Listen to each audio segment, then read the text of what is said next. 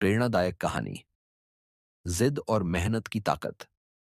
यह कहानी एक छोटे से गांव के लड़के मोहन की है।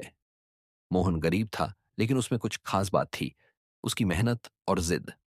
वह दिन रात अपने परिवार के लिए काम करता था, लेकिन एक सपना था जो उसके दिल में हमेशा पलता रहता था। वह एक दिन बड़ा आदमी बनेगा और अपने गांव का नाम रोशन करेगा। मोहन का सपना था कि वह डॉक्टर बनेगा, लेकिन गांव में लोग उसे कहते थे, तुम एक गरीब लड़का हो, तुम्हारे पास तो पैसे भी नहीं हैं, डॉक्टर बनना तुम्हारे बस का नहीं है। मोहन के पास पढ़ाई के लिए अच्छे साधन नहीं थे, लेकिन उसकी मेहनत और लगन कुछ और ही थी। हर सुबह वह अपने छोटे से घर में जलती हुई मोमबत्ती के सामने बैठकर पढ़ता। कभी किताबों के पन्ने फट जाते तो वह उन्हें चिपका लेता। कभी देर रात तक पढ़ाई करते हुए उसकी आंखों में नींद छाई रहती, लेकिन उसने कभी भी हार मानने का नाम नहीं लिया। एक दिन मोहन को एक बड़ा अवसर मिला। गांव में एक अच्छे स्कूल ने मेडिकल प्रवेश परीक्षा के लिए एक स्कॉलरशिप दी थी। मोहन ने पूरी ताकत से तैयारी शुरू की, लेकिन इस बार मुश्किलें और बढ़ गईं।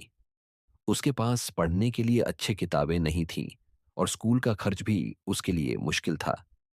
फिर भी उसने किसी से मदद नहीं मांगी, क्योंकि उसे विश्वास था कि अगर उसे सच में सफलता चाहिए तो उसे अपनी जिद और मेहनत पर भरोसा रखना होगा। मोहन ने मेहनत और समर्पण से परीक्षा दी और परिणाम आने पर यह देखकर सब हैरान रह गए कि मोहन ने पूरे राज्य में टॉप किया था। उसे पूरी स्कॉलरशिप मिली और वह डॉक्टर बनने के अपने सपने की ओर बढ़ चला।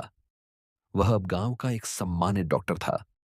उसके इलाज के कारण न सिर्फ गांव के लोग स्वस्थ रहने लगे, बल्कि मोहन का नाम पूरे राज्य में प्रसिद्ध हो गया। आज वह एक उदाहरण बन चुका था कि अगर किसी के अंदर जिद, मेहनत और सच्ची लगन हो, तो कोई भी सपना दूर नहीं रहता। अमला संदेश, यह कहानी हमें यह सिखाती है कि हालात चाहे जैसे भी हों, अगर हमारी मेहनत और जिद मजबूत हो तो कोई भी सपना सच हो सकता है। मोहन की तरह हमें भी कभी हार नहीं माननी चाहिए और अपने लक्ष्य की ओर निरंतर बढ़ते रहना चाहिए। दा आ प्रेरणा, हमारे पास सुविधाएं नहीं हो सकती, लेकिन हमारी मेहनत और मानसिकता हमें किसी भी स्थिति से बाहर निकाल सकती है। मोहन की तरह अगर हम किसी काम में पूरी ईमानदारी और लगन से जुट जाएं, तो सफलता निश्चित रूप से हमारे कदम चूमेगी।